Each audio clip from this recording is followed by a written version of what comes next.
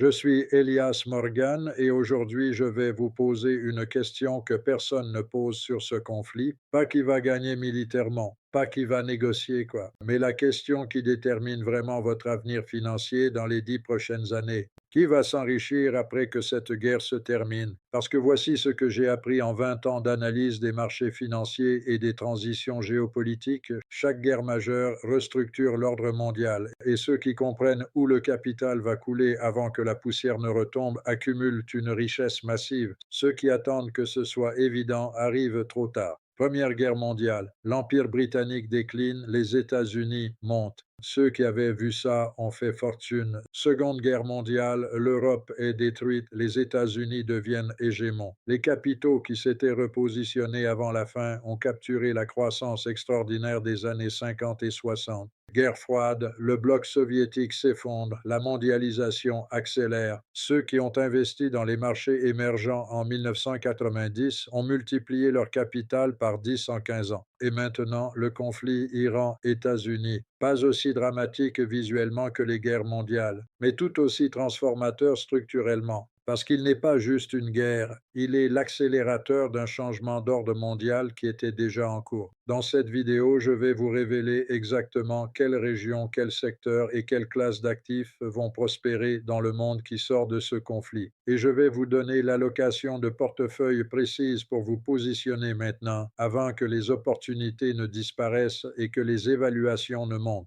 Commençons par comprendre le changement structurel qui est en train de se produire. Parce que sans comprendre ce changement, aucune décision d'investissement ne tient. Depuis 1945, le monde a fonctionné selon un système unipolaire. Les États-Unis dominaient militairement, économiquement, financièrement, un système, un ensemble de règles, une monnaie de réserve. La stabilité de ce système était la fondation sur laquelle tous les investissements reposaient. Mais ce système est en train de s'effondrer, pas brutalement, pas du jour au lendemain, mais structurellement et irréversiblement. La Chine monte, la Russie résiste, le Moyen-Orient se fragmente, l'Europe lutte. Et le conflit Iran-États-Unis est en train d'accélérer massivement ce processus de fragmentation. Le résultat est ce qu'on appelle la multipolarité, des centres de pouvoir multiples, des systèmes concurrents, moins de stabilité globale, plus d'indépendance régionale, plus de rivalité stratégique. Pour les investisseurs, ce changement transforme tout. Dans un monde unipolaire, la stratégie était simple. Concentrez-vous sur les marchés américains. Investissez en dollars. Achetez des actions américaines, de l'immobilier américain. Tout fonctionnait parce que les États-Unis dominaient. Dans un monde multipolaire, cette stratégie devient dangereuse parce qu'aucun système unique ne domine plus. La concentration dans un seul système augmente le risque de façon dramatique et voici la distinction analytique fondamentale que je fais ici, la même distinction que les grands fonds souverains font en ce moment. La diversification dont vous avez besoin n'est pas juste géographique, elle est systémique. Vous avez besoin d'exposition à de multiples systèmes concurrents, pas juste à de multiples pays dans le même système. C'est la différence entre investir au Japon et aux États-Unis, deux pays dans le même système occidental, et investir à la fois dans le système occidental et dans les systèmes du Golfe, de l'Asie du Sud-Est ou des BRICS. Ce sont des systèmes différents avec des moteurs de croissance différents et des corrélations différentes. Voici maintenant quelque chose que presque personne ne comprend sur la relation entre la fragmentation mondiale et les opportunités d'investissement. Dans un monde fragmenté, les actifs deviennent plus localisés. Ce qui monte dans un système ne monte pas nécessairement dans un autre. Auparavant, la mondialisation signifiait que si les États-Unis croissaient, tout le monde croissait. La corrélation était haute. La diversification géographique donnait l'illusion de diversification sans vraiment réduire le risque. Maintenant, les corrélations baissent. Si les États-Unis luttent, l'Asie peut prospérer. Si l'Europe stagne, le Golfe peut exploser. Si le dollar s'affaiblit, l'or monte. Les systèmes se découplent et ce découplage crée des opportunités massives pour ceux qui savent le voir. Compter uniquement sur un pays, une monnaie ou un marché domestique augmente donc le risque de façon structurelle dans le monde qui se construit Aujourd'hui, l'exposition à de multiples systèmes devient non pas une option sophistiquée, mais une nécessité de base. Et le conflit Iran-États-Unis accélère ce découplage plus vite que n'importe quel autre événement depuis la chute du mur de Berlin. Le détroit d'Ormuz quasi fermé, le yuan qui s'impose comme monnaie de paiement pétrolier, les banques centrales mondiales qui achètent de l'or massivement, tout ça n'est pas une crise temporaire. C'est la construction accélérée d'un nouveau système financier mondial. Parlons maintenant des régions gagnantes, celles qui vont capter les flux de capitaux dans le monde multipolaire qui émerge de ce conflit. Première région, les économies du Golfe, Arabie saoudite, Émirats arabes unis, Qatar. Voici pourquoi ces économies vont exploser structurellement. Premièrement, le positionnement énergétique. Dans un monde fragmenté, l'énergie devient stratégique. Ceux qui la contrôlent prospèrent. Et le Golfe contrôle une part massive des réserves mondiales de pétrole et de gaz. Avec des cours structurellement élevés, les pétrodollars coulent massivement dans ces économies. Deuxièmement, et c'est ce que je trouve le plus fascinant analytiquement, ces économies transforment activement leurs pétrodollars en diversification économique. L'Arabie saoudite investit des centaines de milliards dans Neom, dans le tourisme, dans la technologie, dans l'IA. Les Émirats transforment Dubaï en hub financier mondial alternatif à New York et Londres.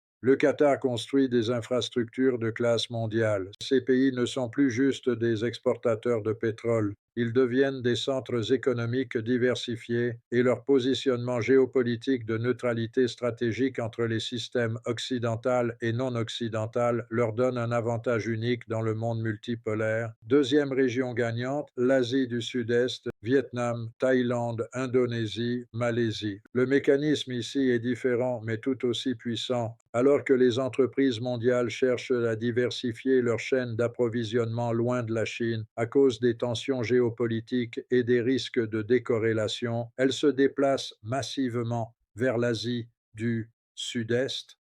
La fabrication, les centres de données, les centres logistiques, d'où se repositionnent et les deux grandes puissances en compétition, les États-Unis et la Chine, investissent simultanément pour gagner de l'influence dans cette région, ce qui signifie que le capital coule des deux côtés. Les économies d'Asie du Sud-Est bénéficient de la rivalité géopolitique entre les deux puissances. Comment investir concrètement dans ces régions? Les ETF des marchés émergents concentrés sur le Golfe et l'Asie du Sud-Est sont les véhicules les plus accessibles. Les actions dans les secteurs en croissance, technologie, infrastructure, énergie, dans ces régions offrent une exposition directe aux moteurs de croissance structurelle. Voici maintenant les 4 classes d'actifs qui vont dominer dans le monde qui sort de ce conflit. Classe d'actifs numéro 1, l'or. L'or sert de couverture contre l'instabilité et les changements de devises dans un monde multipolaire. Et voici le signal le plus important que je surveille en ce moment pour confirmer cette thèse. Les banques centrales mondiales ont acheté plus de 2000 tonnes d'or en 2023 et 2024 combinés. La moyenne annuelle de 2010 à 2021 était de 46 tonnes.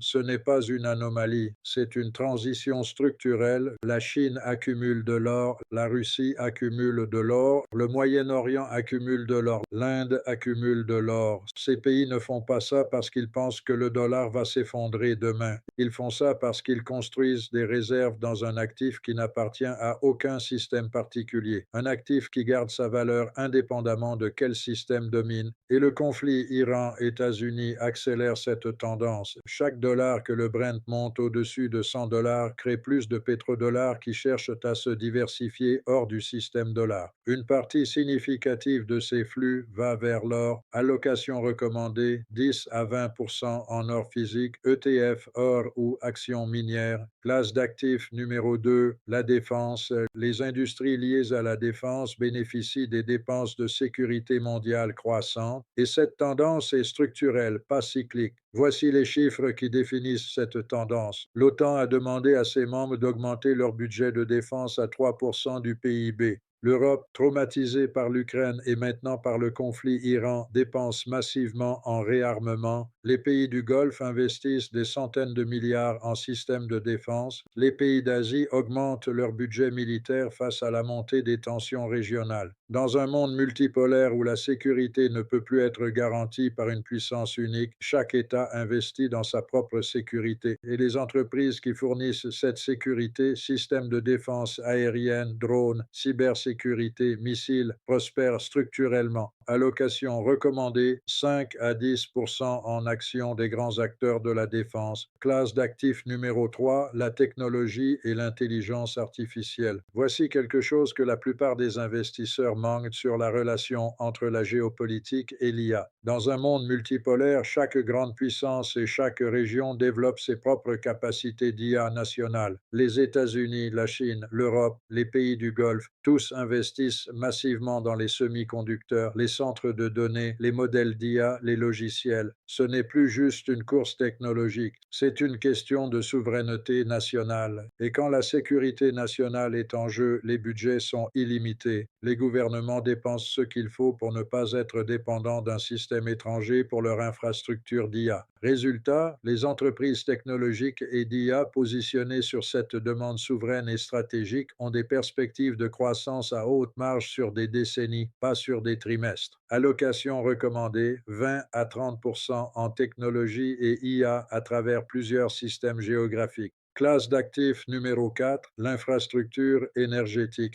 Et voici le lien analytique que peu de gens font. Les centres de données d'IA consomment des quantités massives d'électricité. Un seul centre de données de grande taille consomme autant d'électricité qu'une ville de 100 000 habitants. Alors que l'IA se développe exponentiellement, la demande en infrastructures énergétiques explose de façon structurelle. Les centrales électriques, les réseaux de distribution, l'énergie renouvelable, les pipelines, tout ce qui soutient la croissance de l'IA et la sécurité énergétique dans un monde fragmenté devient précieux. Et dans un contexte où le pétrole est à 110 dollars et où le détroit d'Ormuz est quasi fermé, la sécurité énergétique est la priorité numéro un de chaque gouvernement mondial. Allocation recommandée 5 à 10% en infrastructure énergétique. Voici maintenant l'allocation complète de portefeuille pour capitaliser sur la multipolarité. La feuille de route exacte que je vous donne, 40 à 50% en actions américaines.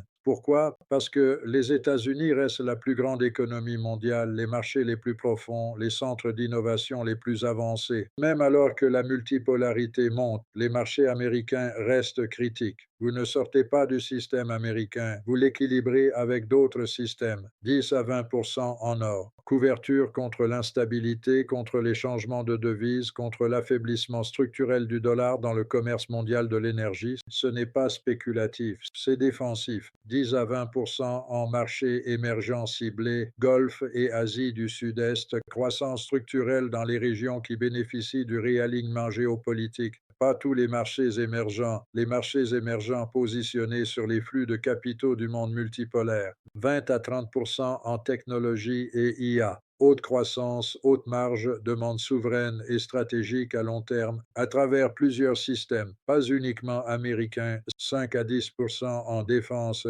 dépenses structurelles garanties par la montée des tensions géopolitiques mondiales, 5 à 10% en infrastructures énergétiques, support de la croissance de l'IA et de la sécurité énergétique dans un monde fragmenté. Cette allocation diversifie à travers des systèmes, des géographies et des secteurs, tout positionnés pour bénéficier des moteurs structurels du monde multipolaire. Pas de concentration, pas de risque unique de système. Exposition équilibrée à de multiples sources de croissance à long terme. Voici les 3 vérités finales que vous devez graver dans votre approche d'investissement. Première vérité, le changement vers la multipolarité crée des opportunités massives, mais uniquement pour ceux qui se diversifient à travers des systèmes concurrents. Pas juste des pays, des systèmes. Le Golfe, l'Asie du Sud-Est, l'Occident, ce sont des systèmes avec des moteurs de croissance différents et des corrélations décroissantes. L'exposition à plusieurs capture la croissance indépendamment de quel système domine. Deuxième vérité, certaines régions et secteurs bénéficient structurellement de la fragmentation, pas cycliquement, structurellement. Le Golfe et l'Asie du Sud-Est pour les régions, la défense, l'IA et l'énergie pour les secteurs. Ce ne sont pas des tendances de court terme liées à la crise actuelle, ce sont des décennies de demandes structurelles garanties par les réalités géopolitiques fondamentales. Troisième vérité, le succès dépend de l'adaptation. Le monde ne sera plus jamais unipolaire. Ceux qui continuent d'investir comme si c'était le cas, concentrés dans un seul système, une seule monnaie, un seul marché, vont structurellement sous-performer. Diversifier à travers des systèmes, cibler les secteurs structurels et se positionner maintenant avant que les opportunités ne disparaissent et que les évaluations ne montent. Chaque guerre restructure l'ordre mondial et ceux qui se positionnent pour la nouvelle structure accumulent la richesse, pas après, pendant. Maintenant, je suis Elias Morgan. Si cette analyse vous a donné la feuille de route que vous cherchiez, laissez un like, ça m'aide énormément à continuer ce travail. Abonnez-vous et activez la cloche pour la suite de cette analyse. Dans ma prochaine vidéo, je plonge dans les actions spécifiques et les ETF pour exécuter exactement cette allocation. Et dites-moi dans les commentaires, comment allouez-vous votre portefeuille face à la multipolarité? Je lis tous vos commentaires et je réponds personnellement. Je suis Elias Morgan. À très bientôt.